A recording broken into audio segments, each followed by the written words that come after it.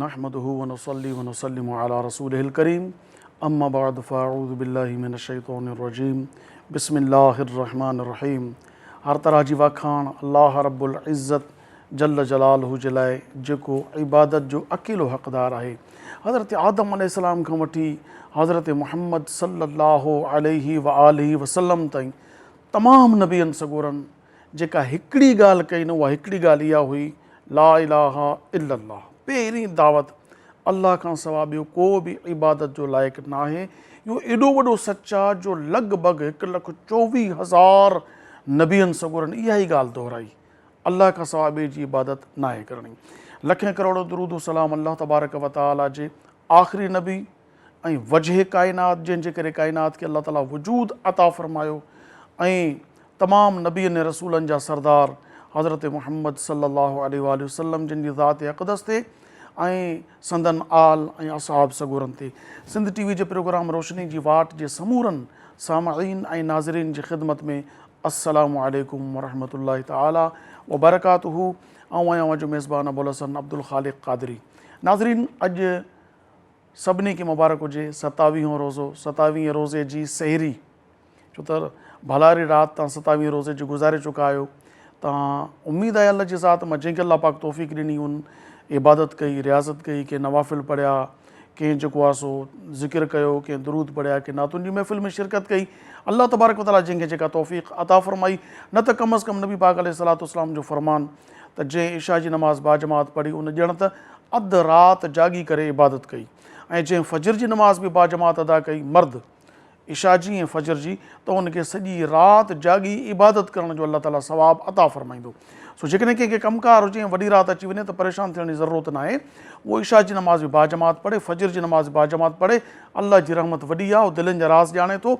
तव्हां इशा जी नमाज़ बाजमात पढ़ी, फजर जी नमाज़ बाजमात पढ़ी, तव्हांखे सॼी राति जागी इबादत करण जो अल्लाह ताला अजर अता फ़रमाईंदो. सो अॼु 27वें रोज़े जी सहरी में असां जी ख़िदमत में हाज़िर आहियूं, ऐं अॼु असां जेको टॉपिक चूज़ कयो आहे उहो आहे तहजुद. तहजुद जी नमाज़ जा फ़ज़ाइल पेश कंदासीं इंशाअल्लाह.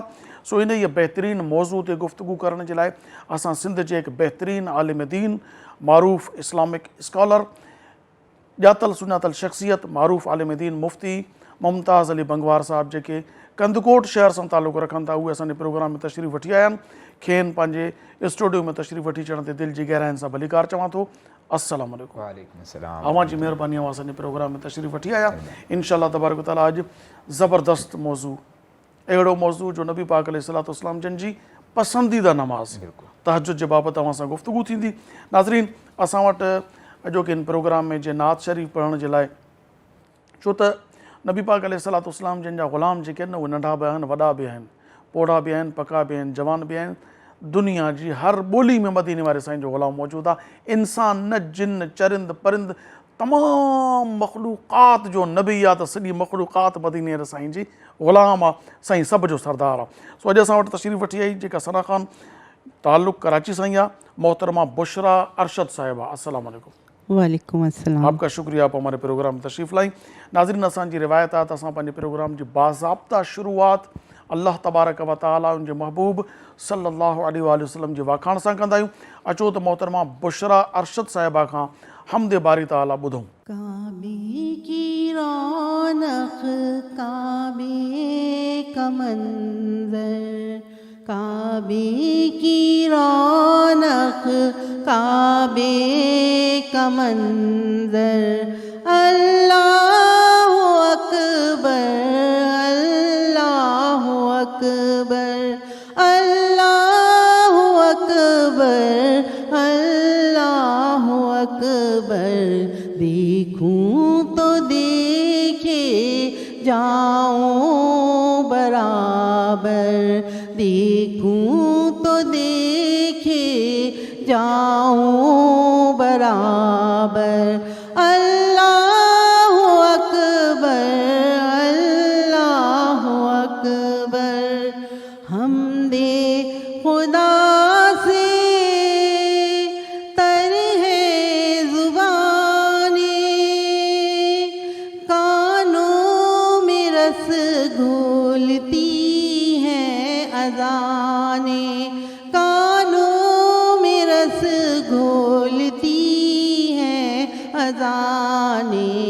بس ایک صدا رہی ہے برابر، بس ایک صدا رہی ہے برابر، اللہ اکبر اللہ اکبر اللہ اکبر اللہ اکبر، کعبے کی رونق کعبے کا منظر، اللہ اکبر اللہ اکبر، تیرے کرم کی کیا بات مولا، تیرے حرم کی کیا بات مولا،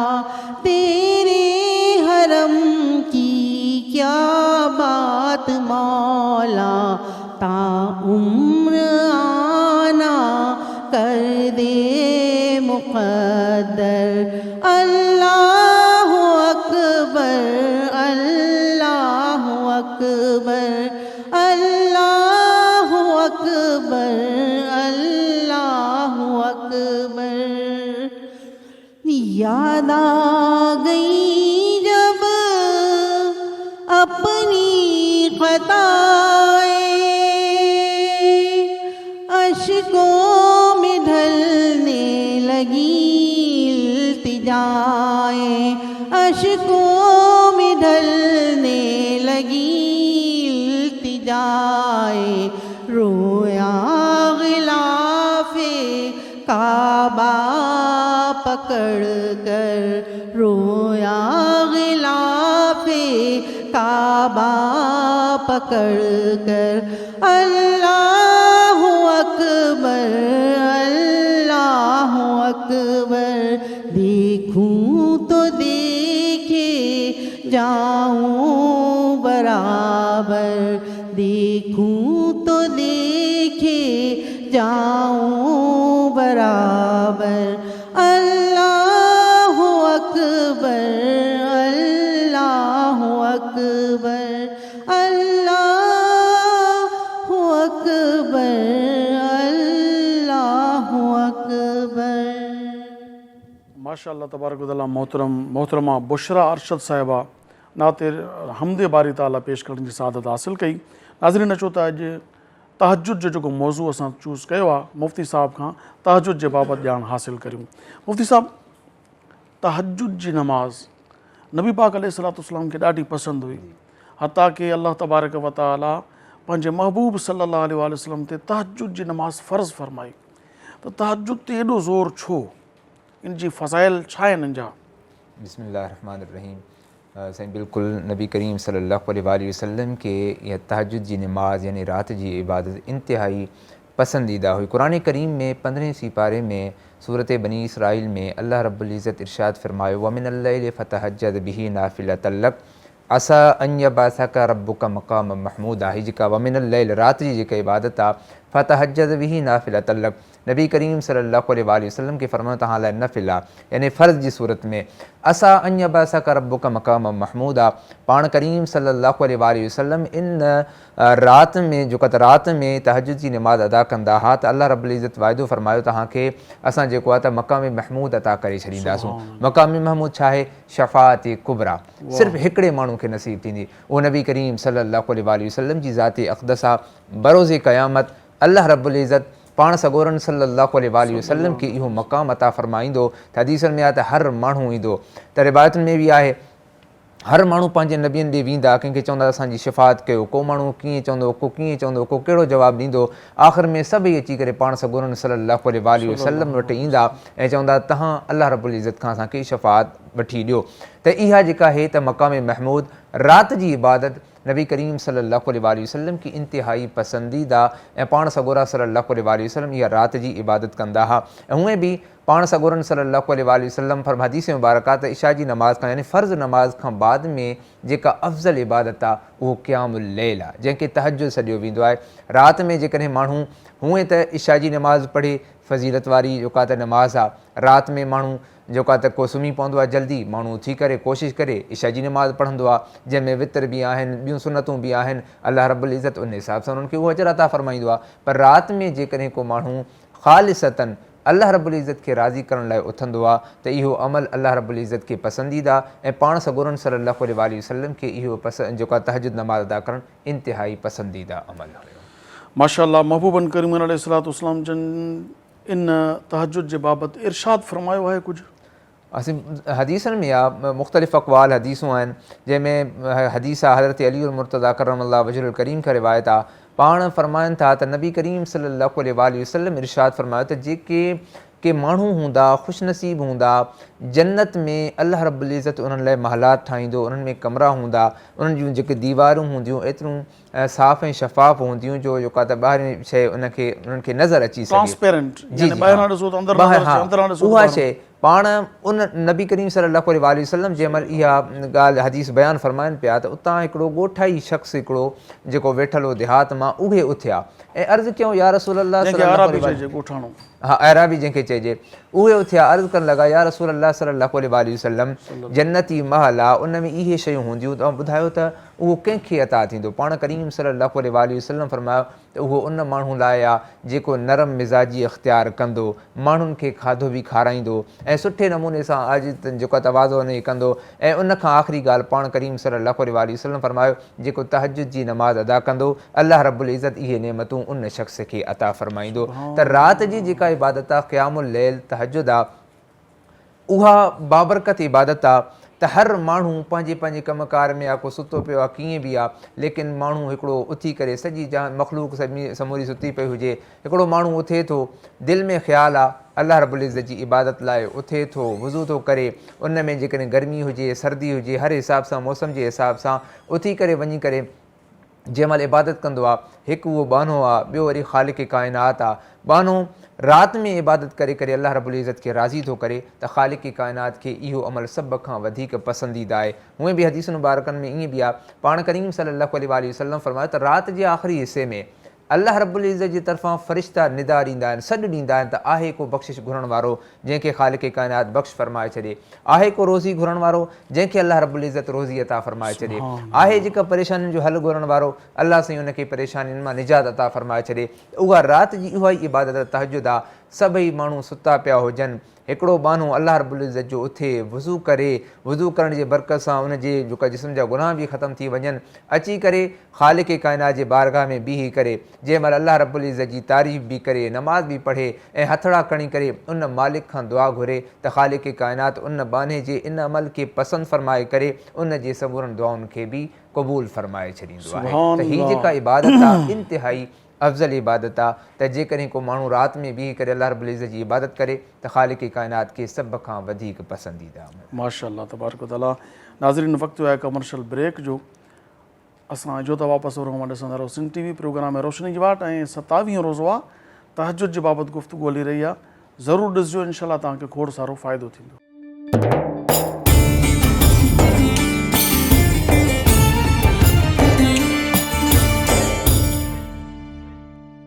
भलीकार नाज़रीन, नवां ॾिसी रहिया आहियो सिंध टीवी प्रोग्राम आहे रोशनी जी वाट ऐं 27 रोज़ो 27 रोज़े जी सहरी तमामु ज़बरदस्त हिकिड़ी भलारी राति गुज़री चुकी आहे, भलारो ॾींहुं अची चुको आहे। इन ई में असां इंशाअल्लाह तबारक व तआला कोशिशि कंदासूं त अहिड़ो मवादु तव्हांजे ॾाढो पेश करियूं जो सॼी राति जेका तव्हां इबादत कई आहे न, तव्हांजा थक लही पवनि ऐं मज़ो अची वञे।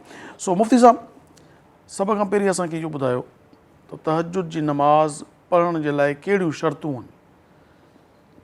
आया की असां इशा पढ़ी तहजुद पढ़ी छॾूं या सुम्हणु ज़रूरी आहे? के चवनि था सुम्हणु ज़रूरी आहे, के चवनि था ज़रूरी न आहे। हक़ीक़त छा आहे ॿुधायो? असांजी हक़ीक़त इहा आहे त तहजुद जी नमाज़ लाइ सुम्हणु शर्त आहे। जीअं नमाज़ लाइ वज़ू करणु शर्त आहे, ईअं ई तहजुद जी नमाज़ अदा करण लाइ निंड करणु शर्त आहे। वजह छा आहे? वजह इहा आहे त जेकॾहिं माण्हू राति जो जाॻे थो, इबादत कंदो थो हले त उन लाइ आसानी आहे। पर को बि माण्हू जंहिं महिल सुम्ही पवंदो आहे न, सुम्ही पवण खां बाद में थोरी उनखे निंड अचे त उन खां पोइ वरी उथी करे अल्लाह रब्बुल इज़्ज़त जे साम्हूं बीहण या वज़ू करे निमाज़ ॾांहुं अचणु इहो इंतिहाई ॾुखियो अमल आहे। हर माण्हू जॾहिं ख़्वाब ग़फ़लत में सुम्ही पवंदो आहे त वरी उनखे उथणु वरी मुनासिब ई न आहे। हिकिड़ो माण्हू अहिड़ो आहे जेको ॾींहं ताईं जेको आहे त कमकार करे राति जो थकी अची करे इशा जी निमाज़ पढ़ी करे सुम्ही पए त उनजी दिलि न चाहींदी जो उथे, पर अहिड़ी ज़ात आहे जेको उनखे वरी बेदार करे त तहज्जुद जी निमाज़ लाइ वरी उनखे उथारे। उहो शौक़ु ऐं जज़्बो क़यामुल लैल नबी करीम सल्लल्लाहु अलैहि वसल्लम जी इन पसंदीदा निमाज़ खे अदा करण लाइ अल्लाह रब्बुल इज़्ज़त जो इन फ़रमान त राति जो उथी करे जेकॾहिं को घुरे त घुरणु ॾियण वारो आहियां, वरी इन हिसाब सां जेकॾहिं पंहिंजी मिठी निंड खे बि छॾे, पंहिंजे थकावट खे बि परे करे, ख़ालिसतन अल्लाह रब्बुल इज़्ज़त खे राज़ी करण ख़ातिर, पंहिंजे नाम अमाल में नेकियुनि जो इज़ाफ़ो ऐं वाधारो करण ख़ातिर जंहिं महिल माण्हू जेको आहे त बानो उथी करे ऐं वञी करे हिन वज़ू करे करे अल्लाह रब्बुल इज़्ज़त जी बारगाह में बीहंदो आहे त अल्लाह रब्बुल इज़्ज़त अजर ऐं सवाब उन तरीक़े सां अदा कंदो आहे। त तहज्जुद जी निमाज़ लाइ सुम्हणु यानी निंड करणु शर्त आहे। वजह छा आहे त जेकॾहिं को माण्हू ईअं ई इबादत कंदो रहे उन लाइ आसानी आहे, पर जेकॾहिं को माण्हू सुम्ही पए,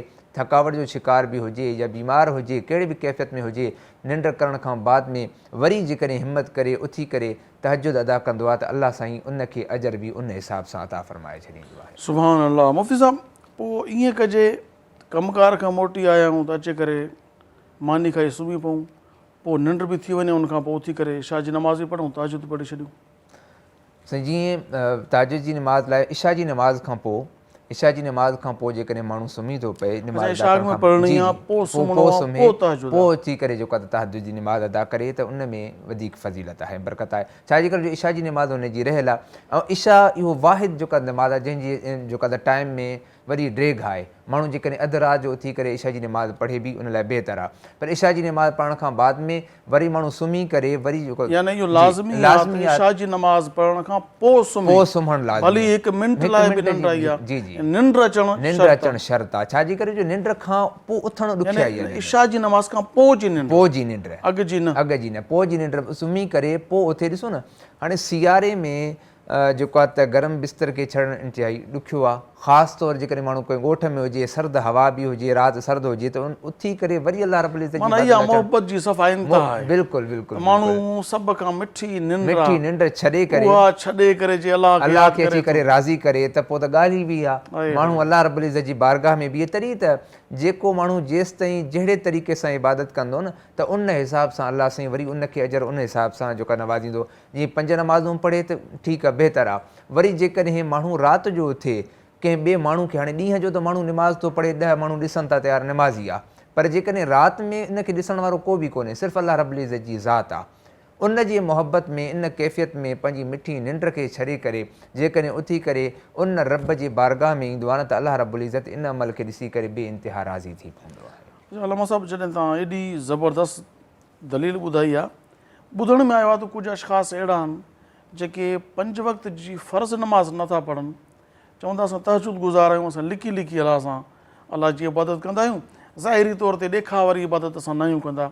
उनजो इहो चवणु सही आहे या ग़लति आहे? न साईं, इन्हनि जो चवणु बिल्कुलु ग़लति आहे। छाजे करे जो निमाज़ अल्लाह रब्बुल इज़्ज़त जी तरफ़ां जेका फ़र्ज़ु आहे न, इहो पहिरियों अदा करणु लाज़मी आहे। जेकॾहिं को माण्हू फ़र्ज़ु नमाज़ अदा नथो करे, हूअं ॾिसो न हिननि वॾियुनि रातिनि में तव्हां बहितरीनु ॻाल्हि कई, वॾियुनि रातिनि में माण्हू छा कंदा आहिनि, सॼी राति जाॻंदा आहिनि, वरी फजर जी निमाज़ महिल सुम्ही पवंदा आहिनि। उन्हनि लाइ इहो बहितर आहे जेकॾहिं इशा जी निमाज़ पढ़ी करे वरी सुम्ही था पवनि, सुबुह जो फजर जी निमाज़ पढ़ी करे वरी दुआ घुरनि था त अल्लाह रब्बुल इज़्ज़त ॿाझ वारो आहे, करम फ़रमाइण वारो आहे, महिरबानी फ़रमाइण वारो आहे। पर जेकॾहिं फ़र्ज़ निमाज़ुनि खे छॾे करे सिर्फ़ु तहज्जुद जी निमाज़ अदा कनि था त उहो तहज्जुद जो जेको आहे त सवाबु उन्हनि खे मिलंदो, पर इहो अमल जेको आहे त उहो सुठो न आहे। तंहिंजे करे फ़र्ज़ निमाज़ूं पहिरियों अदा करे उन खां पोइ वञी करे जेको आहे त तहज्जुद जी निमाज़ खे अदा करे। फ़र्ज़ जेको आहे उहो लाज़मी आहे, सॼी उमिरि जी तहज्जुद पढ़ंदो, उनजी कंहिं खाते में न हिकु फ़र्ज़ जे बराबरि न थींदी। हिकिड़े फजर जी जेकी नमाज़ आहे फ़र्ज़, सॼी उमिरि जी तहज्जुद उन जे बराबरि न थी सघे, छो त तव्हांजूं ॿियूं जेके बि नमाज़ूं आहिनि, अवाबीन, इशराक, चाश्त, तहज्जुद या सलातुल लैल, इहे सभु नफ़िल केॾो बि तव्हां पढ़ो हिकु फ़र्ज़ जे बराबरि न आहे। ऐं जेकॾहिं को शख़्स ॾाढो भलो नातख़्वान आहे, ज़बरदस्त नातूं पढ़े थो, सॼी राति हुज़ूर जे इश्क में माण्हुनि खे रोआरे थो, पर उहो नमाज़ुनि जो पाबंद न आहे, उनजो इश्क त कमु ईंदो, उनखे बचाईंदो या फ़र्ज़ु न पढ़ण वारे जो को फ़ाइदो ई न आहे? ॾिसो न, तव्हां पहिरियां इहा ॻाल्हि माण्हू ॾिसनि त नबी करीम सल्लल्लाहु अलैहि वसल्लम जी ज़ात अक़दस खां वधीक का शइ न आहे। वाह उन्हनि जी मोहबत कंहिंसां हुई? नमाज़नि सां हुई, फ़र्ज़ नमाज़नि सां। पाण करीम सल्लल्लाहु अलैहि वसल्लम फ़र्ज़ नमाज़ बि अदा फ़रमाईंदा हुआ, उन खां अलावा तहज्जुद जी नमाज़ बि पाण करीम सल्लल्लाहु अलैहि वसल्लम अदा फ़रमाईंदा। इन ई मौक़े पाण करीम सल्लल्लाहु अलैहि वसल्लम छा फ़रमायो त क़ुर्रतु ऐनी फ़ी सलात, नमाज़ जेका आहे त मुंहिंजी अखियुनि जी ठार आहे। त माण्हू इश्क में अची करे नात त पढ़नि था, हमद जेका नबी करीम सल्लल्लाहु अलैहि वसल्लम जी तारीफ़ जेका त बयानु करणु, इन्हनि जो सवाबु उन्हनि खे ज़रूरु मिलंदो, पर जेका फ़र्ज़ नमाज़ आहे उहा ॿी शइ आहे। उहा शइ जेका पाण करीम सल्लल्लाहु अलैहि वसल्लम खे पसंदि हुई त कोशिशि करे उन्हनि जी पैरवी करे करे ओहिड़े तरीक़े सां फ़र्ज़ नमाज़ूं अदा कनि। बाक़ी जेकॾहिं रातिनि जो जाॻी करे सिर्फ़ु नातख़्वानी में गुज़ारे करे चवनि त असां राति नातख़्वानी में गुज़ारीसीं, तंहिंजे करे असां लाइ नमाज़ जेका त नऊज़ बिल्लाह माफ़ आहे या असां लाइ आसानी आहे, त इहा जेको आहे त का जेका त सम्झ वारी ॻाल्हि कोन्हे का। तंहिंजे करे नातख़्वानी हुजे उहा पंहिंजे हिसाब सां, पर जेकी फ़र्ज़ आहे उहो अलाह रब्बुल इज़्ज़त जो कर्ज़ आहे, त उनखे अदा करणु लाज़मी ॻाल्हि आहे। जेसिताईं नमाज़ खां बग़ैर का बि कामयाबी न कामयाबी आहे। कोन्हे तोड़े सॼी राति नफ़ली इबादत मुस्तहब अमाल करे उनखे फ़र्ज़ लाज़मी अदा करणो। बिल्कुलु। अच्छा मुफ़्ती साहब, सलातुल लैल ऐं तहज्जुद में को फ़र्क़ु आहे? सलातुल लैल मां मुराद जेको आहे त राति में का बि नमाज़, वरी ख़ासि सलातुल लैल जेको आहे त इहो इस्तेमालु तहज्जुद जी नमाज़ लाइ बि थींदो आहे। के माण्हू हूंदा आहिनि जेको इशा जी नमाज़ पढ़ण खां बाद में पोइ वरी नफ़िल कुझु पढ़ंदा आहिनि, इनखे बि सलातुल लैल चयो वेंदो आहे। जेको ख़ासि सलातुल लैल आहे न, उनजो जेको आहे इतलाक़ उहो जेको आहे त नमाज़ तहज्जुद जे लाइ आई आहे। त नबी करीम सल्लल्लाहु अलैहि वसल्लम हदीस मुबारक में बि आहे न त फ़र्ज़ नमाज़नि खां बाद में जेका बहितरीनु इबादत आहे उहा सलातुल लैल आहे, इन मां मुराद तहज्जुद जी नमाज़ आहे। माशा अल्लाह तबारक तआला। मुफ़्ती साहब, सवाल मतिलबु ईंदा रहनि था। हिकु हीअ आहे त आख़िर जेकी नमाज़ जो प्रैक्टिकल आहे, जी जी जेको असां हिकु नमाज़ जा अज़कार, जी जी हिकु नमाज़ आहे अमली नमाज़। अमली नमाज़ में अल्लाह तबारक व ताला हूअं त कंहिंखे बि ज़रूरत न आहे जेको पुछा करे त ईअं छो जो सवाल न आहे। बिल्कुलु। सवाल आहे त इन में हिकमत छा आहे? अल्लाहु अकबर चवणो आहे त हथु खणी करे चवणो आहे, ईअं बि त चई सघिजे पियो अल्लाहु अकबर। जेकॾहिं क़याम करिणो आहे त उहो हथु ॿधी करे करिणो आहे त निगाहूं झुकियल हुजनि। ईअं बि अल्लाह जी बारगाह में जीअं हिकिड़ो शर्मसार रजी इंसान आहे, पंहिंजे गुनाहनि जी माफ़ी वठण जे लाइ आयो आहे, हथु ॿधी बारगाह ज़ाहिर आहे वॾी बारगाह हूंदी आहे त उते हथु ॿधी अदब सां बीहबो आहे, ताकी न की सीटजी अकिड़जी वियो, मतिलबु ईअं ज़ाहिर आहे झुकी बीठो आहे अल्लाह जी बारगाह में, सीस निवाए थो, पंहिंजो गर्दन झुकाए थो। उन खां पोइ रुकू जी हालत जेका आम माण्हू आम कंहिंजे बि साम्हूं इन हद ताईं झुकणु पसंदि न कंदो, अल्लाह जी बारगाह में झुकायो थो वञे।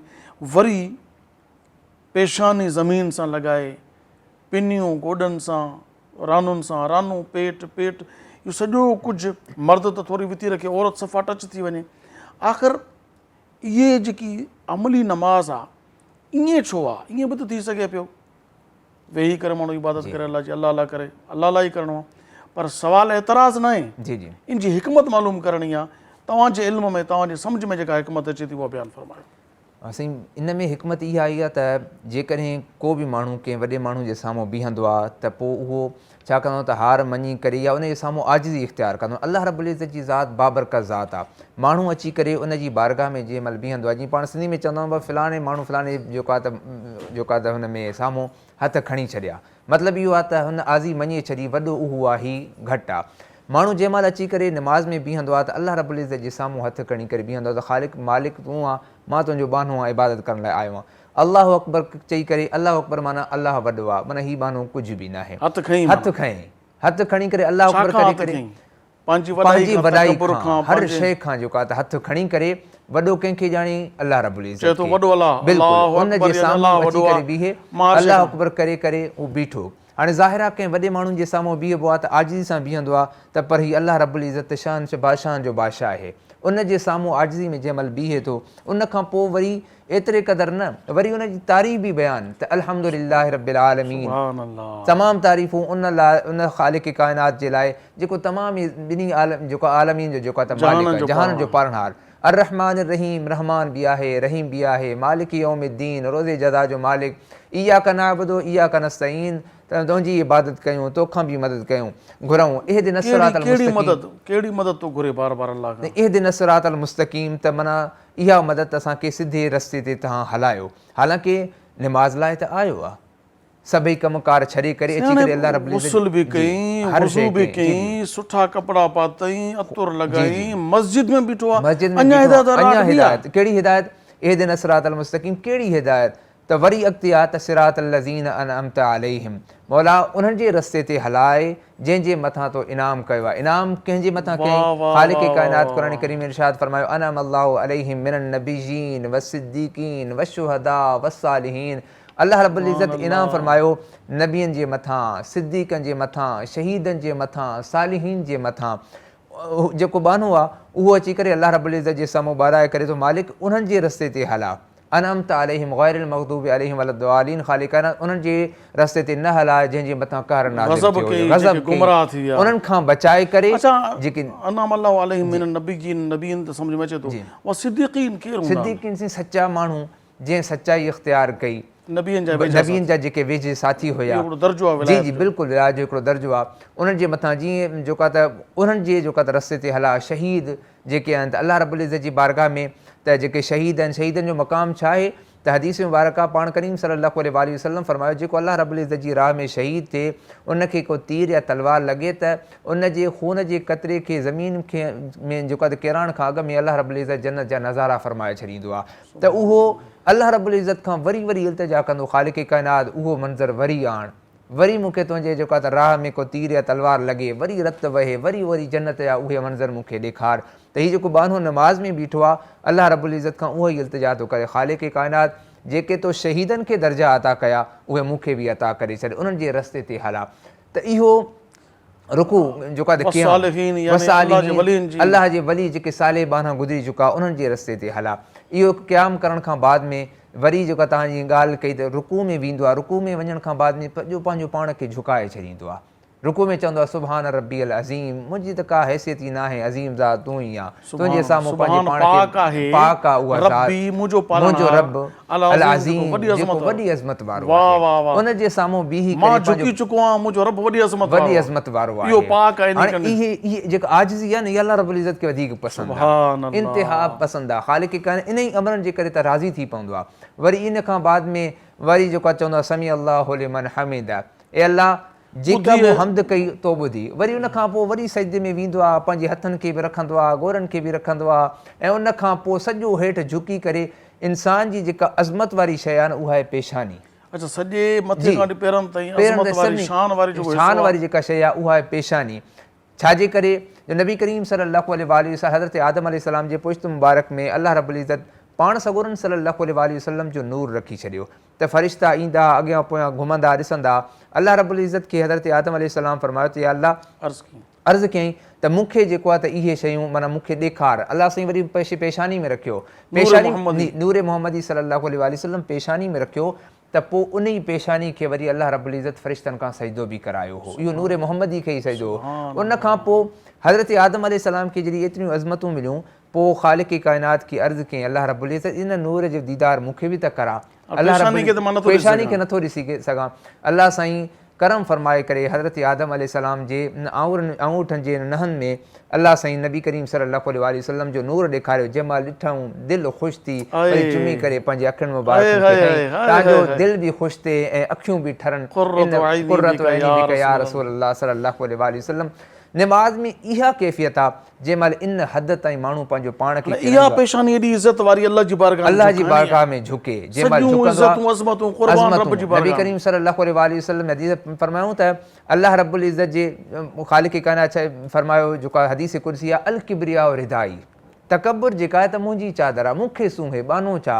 बानो जॾहिं पंहिंजो पाण खे इन हद ताईं झुकाईंदो आहे न त अल्लाह रब्बुल इज़्ज़त उनखे वरी पोइ अज़मतूं अता फरमाए। ब्रेक जो वक़्तु थियो आहे, इहा गुफ़्तगू हितां ई इंशाअल्लाह कंटिन्यू कंदासीं। नाज़रीन, तमामु ज़बरदस्त मौज़ू 27 रोज़ो बसि थोरी बि थी आहे, नंढड़ी साई आहे, साईं जो था वापसि वरूं ऐं ॾिसंदा रहो सिंध टीवी प्रोग्राम रोशनी जी वाट।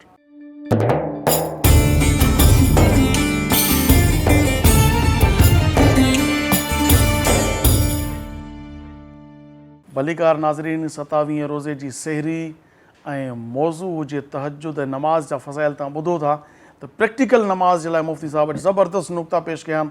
तव्हां ॿुधो इंशाअल्लाह तबारक तआला, अञा बि खोड़ सारो मवाद पोइ हिते रहियल आहे। असां कोशिशि कंदासीं त आख़िरी ब्रेक जो हिसो आहे इन में पेश करियूं।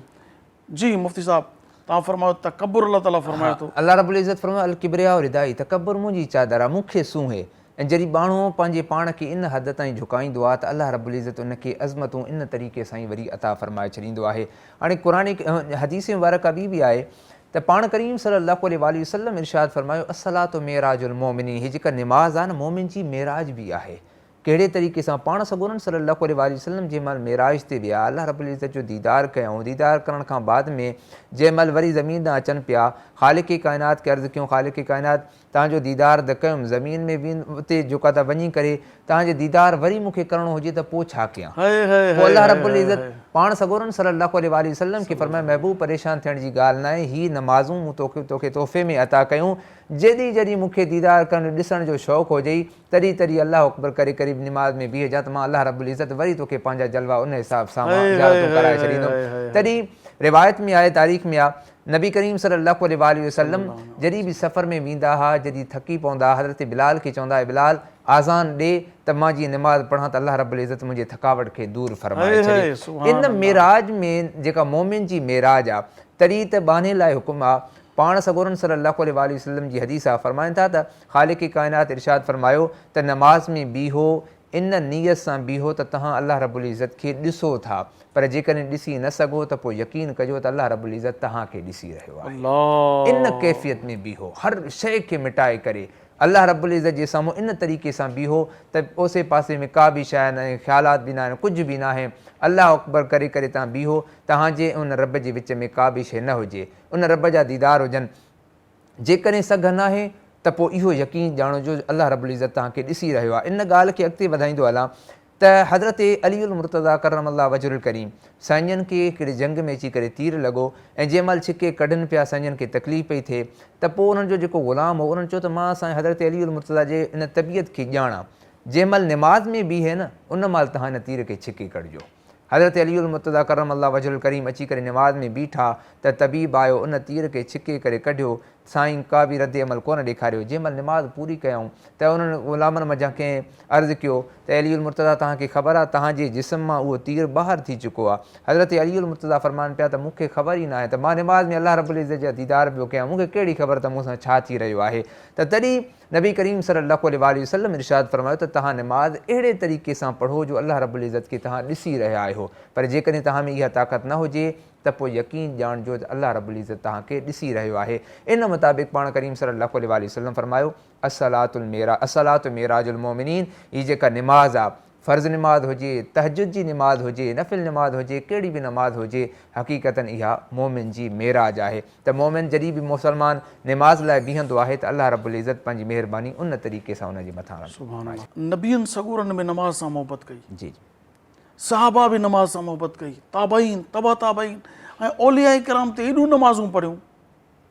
आख़िर इन में को इश्क जी वजह बि आहे का इन जे प्रैक्टिकल में? हूअं त अल्लाह खे यादि करिणो हो न, त ज़िक्र बि करे सघिजे पियो, तिलावत क़ुरान बि करे सघिजे, नमाज़ ते एॾो इश्क छो? का इश्क जी वजह ॿुधायो। असीं बिल्कुलु ॾिसो न त पाण करीम सल्लल्लाहु अलैहि वसल्लम जा ॿ नाला जेके मशहूरु, अर्श ते हो अहमद, फर्श ते मोहम्मद सल्लल्लाहु अलैहि वसल्लम, जीअं ईसा अलैहिस्सलाम जी जी उहा ई ॻाल्हि मां कयां। फरमायो त इज़ क़ाल या बनी इस्राईल इन्नी रसूलुल्लाहि इलैकुम मुसद्दिक़न लिमा बैन यदैया मिनत तौरात व मुबश्शिरन बिरसूलिन याती मिन बाद इस्मु अहमद। हज़रत ईसा अलैहिस्सलाम पंहिंजे उन उम्मत खे ॿुधायो त मां तौरात में पढ़ियो आहे त मूंखां पोइ हिकिड़ो नबी अचण वारो आहे, मां उन जे अचण जी तव्हांखे ख़ुशख़बरी ॾियां थो, उन जो नालो अहमद हूंदो। हाणे लफ़्ज़ जेको अहमद आहे क़ुरान जी आयत आहे, त इन में लफ़्ज़ अहमद जेको आहे त इहो पाण करीम सल्लल्लाहु अलैहि वसल्लम जो जेको आहे त नालो आहे, फ़र्श ते मोहम्मद, अर्श ते अहमद। त उन खां पोइ जंहिं महिल तव्हां गौर कजो, जेका मूं ॻाल्हि सम्झी आहे ऐं इश्क जी ॻाल्हि अथव, त जंहिं महिल माण्हू निमाज़ में बीहंदो आहे, क़याम में जॾहिं बीहंदो आहे, त जेका क़याम जी कैफ़ियत आहे उहा अलिफ़ वारी कैफ़ियत आहे, बीहे थो अलिफ़ वारी कैफ़ियत आहे बिल्कुलु। उन खां पोइ जंहिं महिल रुकू में थो वञे त उहा हे वारी कैफ़ियत आहे। माशाअल्लाह, जॾहिं गौर कयूं असां रुकू में जी जी त ईअं थो नज़र अचे हे ठही वियो आहे। ऐं उन उन खां पोइ जंहिं महिल सजदे में वेंदो आहे त ईअं महसूसु थींदो आहे जीअं मीम वारी कैफ़ियत आहे, मीम लिखियल आहे। ऐं उन खां पोइ जंहिं महिल वरी अतहियात में वेहंदो आहे त हिनखे ॾिसो त हीअ दाल जी कैफ़ियत आहे। त हीअ जेको असुलु लफ़्ज़ आहे उहो अहमद यानी निमाज़ सां इश्क इन जे करे आहे, अल्लाह रब्बुल इज़्ज़त खे पसंदीदा इन करे आहे जो माण्हू निमाज़ में बीही करे निमाज़ अतहियात ताईं पूरी कंदो आहे त नबी करीम सल्लल्लाहु अलैहि वसल्लम जो नालो यानी अल्लाह जे महबूब जो नालो इन नमाज़ में आहे। इन करे इहो निमाज़ पढ़णु अल्लाह रब्बुल इज़्ज़त खे सभ खां वधीक पसंदि आहे ऐं मोमिन खे बि इन में सभ खां वधीक अजर सवाबु अल्लाह ताला इन हिसाब सां उनखे अता फ़रमाए छॾियो आहे। तॾहिं नबी करीम सल्लल्लाहु अलैहि वसल्लम फ़रमायो निमाज़ जेका मोमिन जी मेराज बि आहे, निमाज़ अखियुनि जी ठार बि आहे, अल्लाह रब्बुल इज़्ज़त खे राज़ी करण जो सबबु बि आहे। ऐं हिन भलो जेका त भलारी रातिनि में 27वीं जी राति हुजे, रमज़ान शरीफ़ जी जेका त महीनो हुजे त माण्हुनि खे घुरिजे त रातिनि जूं रातियूं बीही करे अल्लाह रब्बुल इज़्ज़त जी इबादत कनि, निमाज़ पढ़नि ताजो बार बार नबी करीम सल्लल्लाहु अलैहि वसल्लम जो नालो अचे ऐं अल्लाह रब्बुल इज़्ज़त सां सभिनी जे मथां पंहिंजे रहमत जा दरवाज़ा बि खोले। सुभान अल्लाह। मुफ़्ती साहब मां चवां थो जेकॾहिं आइंदा नमाज़ पढ़ण वारो मर्द हुजे या औरत हुजे, नंढो हुजे या वॾो, जेकॾहिं इहो सोचे करे नमाज़ पढ़े त मां जेको नमाज़ जो प्रैक्टिकल आहे उन में त मां माशाअल्लाह क़याम कयां थो त अलिफ़ थो ठहे, रुकू कयां थो त हे थो ठहे, सजदे में मीम थो ठहे ऐं अतहियात में विहां थो दाल थो ठहे पियो। त हीअ जेतिरा दफ़ा नमाज़ पढ़ंदो यानी कि तव्हां पंहिंजे अमल सां अहमद अहमद अहमद दोहराईंदा था वञो। वाक़ई पोइ अहिड़े जंहिं नालो हबीबन करीम अलैहिस्सलाम जन जो ईअं थिए, ईअं नमाज़ में मिले त पोइ त सुभान अल्लाह, छा त करार ऐं सुकून अची वञनि। पर अल्लाह वारा जॾहिं सुम्हंदा आहिनि, फाज़िल बरेलवी, इमाम अहले सुन्नत शाह अहमद रज़ा ख़ान रहमतुल्लाह अलैह जंहिंजे लाइ लिखियलु आहे किताबनि में, जॾहिं सुम्हंदा त पंहिंजो हीउ हथु अंगूठो जेको आहे उहो हिन अशद आंगूर सां मिलाए करे हीअं गिटे जे हेठां ॾींदा हुआ त सुन्नत बि आहे। ऐं पेर छिकंदा हुआ, याने हथु तव्हां जेकॾहिं गौर करियो त हीअ तव्हांखे नज़र थो अचे कुझु। नाज़रीन साम्हूं ॾिसो त तव्हांखे कुझु नज़र थो अचे, छा लिखियलु आहे? अल्लाह अल्लाह लिखियलु आहे। तव्हां जेकॾहिं गौर कंदो न त तव्हांखे अल्लाह नज़र ईंदो। गौर करियो त अलिफ लाम लाम हे जेकॾहिं अंगूठो हिन सां मिलाए खुलियल हुजे बि त हे खुलियल बि हूंदी आहे त इहो हेठां ॾेई ऐं पंहिंजो जिस्म जेको आहे उहो सोड़ो करे यानी जंगू छिके करे जेकॾहिं तव्हां गौर करियो मीम हे मीम दाल जे इन्ही कंडीशन में कोई सुम्हे थो त इहा सुन्नत बि आहे ऐं हथनि सां लफ़्ज़ अल्लाह ठहियलु आहे ऐं पूरे जिस्म ते गौर कयो त लफ़्ज़ मोहम्मद ठहियो। पर आहे त ॻाल्हि असल तवजो जी, बिल्कुलु हीअ काइनात सॼी जेकी आहे न इहा अल्लाह ताला जूं निशानियूं आहिनि। तव्हां जेकॾहिं गौर कयो तव्हांजे जिस्म जे अंदरि अल्लाह तबारक व ताला जेको कुझु रखियो आहे इहो आलीशान आहे, पर असां अञा ताईं पाण खे सुञातो आहे आलीशान। ऐं हीउ मिलियो बि हबीबन करीम सल्लल्लाहु अलैहि वसल्लम जे सदके ई आहे। त को शाइर बि चए थो न त जुड़ियो जहान सारो तुंहिंजे सदके, कोनो मकान सारो तुंहिंजे सदके। त हीअ जेकी बि शइ आहे उहो नबी करीम सल्लल्लाहु अलैहि वसल्लम जे करे ई आहे। मुफ्ती मुमताज़ अली बंगवार साहब लख थोरा अॼु तव्हां इश्क जूं ॻाल्हियूं ॿुधायूं, प्यार जूं ॻाल्हियूं ॿुधायूं, तहज्जुद जे मुतालिक़ तमामु ज़बरदस्त। आख़िर में मां पंहिंजे नाज़रीन सामीन मां शुक्रिया अदा कयां थो मोहतरमा बशीर अरशद साहब, आप भी हमारे प्रोग्राम तशरीफ़ लाई, आपका भी शुक्रिया। नाज़रीन तव्हांजो बि शुक्रिया अदा करियां थो, तव्हां एॾो वक़्तु कढी असांजो प्रोग्राम तसलसल सां ॾिसो था, मुसलसल सॼी राति जाॻिया बि आहियो, हिन प्रोग्राम जो इंतज़ार बि कयव और ॾिठो बि सही। त मां तव्हांखे कम जी ॻाल्हि ॿुधायां ॾाढी मज़ेदार, हमेशह लाइ पंहिंजो मामूल बणायो। कीअं? तव्हां जॾहिं निंड मां उथो था न, निंड मां उथण महिल तव्हां सेहरी जे लाइ उथो था, सेहरी जो वक़्तु जेको आहे तव्हां इशा पढ़ी सुता आहियो, तव्हां जेकॾहिं उथो था त ऑटोमेटिकली वक़्तु तहज्जुद जो बि आहे। इशा जी नमाज़ पढ़ी सुम्हणु शर्त आहे, सुतो तव्हां उथो त उथण सां ई तव्हां तहज्जुद पढ़ो। तहज्जुद पढ़ण खां पोइ सेहरी बि करियो तव्हां, ॿ रकातूं पढ़ियूं को मसइलो न आहे। सॼी उमिरि जे लाइ पंहिंजो मामूल बणायो। फजर जो वक़्तु शुरू थियण खां थोरो अॻु में उथी वुज़ू करे 2 रकातूं तहज्जुद पढ़ो त तव्हांजो बि शुमार उन कामिल बाननि में थी वेंदो जेके अल्लाह तबारक ताला जी मोहब्बत में तहज्जुद जी नमाज़ पढ़ंदा आहिनि। तव्हां सभिनी जी महिरबानी अल्लाह पाक अव्हांजे अखड़नि खे अव्हांजे कननि खे शाद ऐं आबाद रखे। अल्लाह तबारक ताला चाहियो त सुभाणे साॻिए वक़्त ते इहो ई सिंध टीवी चैनल हूंदो, प्रोग्राम रोशनी जी वाट, मगर मौज़ू को ॿियो हूंदो। तेसीं ताईं पंहिंजे मेज़बान अबुल हसन अब्दुल ख़ालिक़ क़ादरी खे इजाज़त ॾींदा। अल्लाह वाही, अस्सलामु अलैकुम वरहमतुल्लाहि ताला। या नबी नज़र करम फरमाना, या नबी नज़र करम फरमाना, ए हसनैन के नाना नाना اے حسنین کے نانا، اے حسنین کے نانا نانا، اے حسنین کے نانا، زہرا پاک کے صدقے ہم کو، زہرا پاک کے صدقے ہم کو طیبہ میں بلوانا، اے حسنین کے نانا نانا، اے حسنین کے نانا، اے حسنین کے نانا نانا، اے حسنین کے نانا، آپ کے در کا میں ہوں بھکاری، آپ ہیں میرے داتا، آپ کے در کا میں ہوں بھکاری، آپ ہیں میرے داتا، سارے رشتے نعتوں سے ہے پیارا اپنا ناتا، آپ تو ہیں،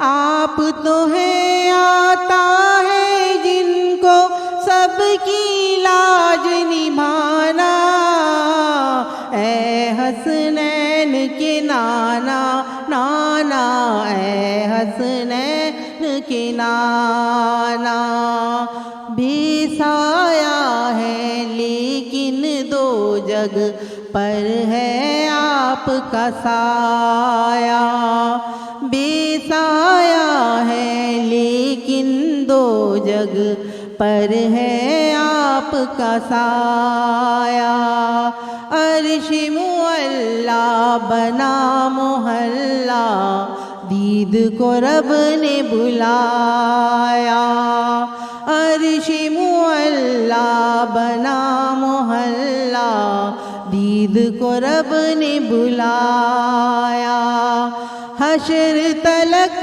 نہ،